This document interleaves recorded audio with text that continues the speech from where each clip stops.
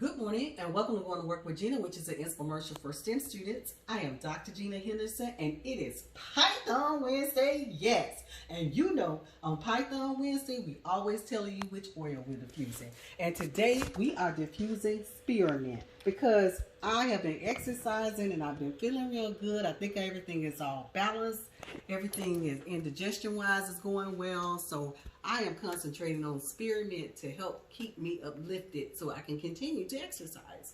So let's exercise on this Python Wednesday because we left out talking about continuous functions. So here I have a continuous function, but I want to look at the first derivative of this particular function. So remember, the first derivative, or anytime you're talking about a derivative, what you are doing is looking at those tangential lines along the curve, okay? And so whenever you draw, when you think about the first derivative, you're going to think in your continuous function, you're going to think about maxes and mins, okay? But you're going to look at things that are happening between two different points. So if you look at between A and B, you can see that those tangential lines, everything is increasing.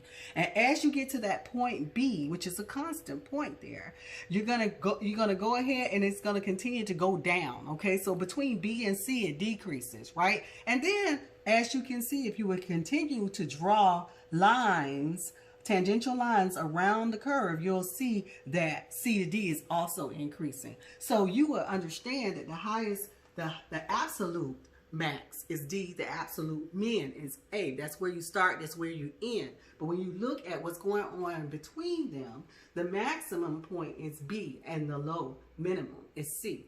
Now let's talk about concavity and the second derivative. Okay, so when we think about the second derivative and we're looking at this particular function, which looks like a parabola, so we're thinking about concavity. So the first thing you do when you look at this function, you got to think about it from the first derivative. So that means that you're going to draw your tangential lines, and you can see here that it's actually decreasing. Okay, then when you get over here, here's a constant point, or your low, your minimum right here. And then you can see that you start increasing. If you start to draw tangential lines around this part, you'll see that this part here is increasing, okay? That's the first derivative. Now, the second derivative is that when you saw it going this way, it's going to flip and go back the other way. So now your increasing is going to become your decreasing, and your decreasing is going to become your increasing, okay? So this helps you look at different functions and be able to tell whether or not something actually has a derivative. And then by knowing what's actually going on between intervals, that's going to help you later on when it comes to sketching a curve, when you learn different things about the way things actually look.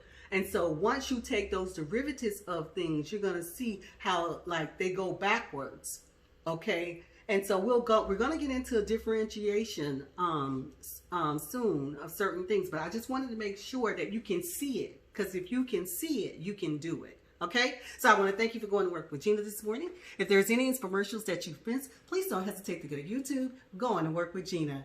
It is Python Wednesday, yeah.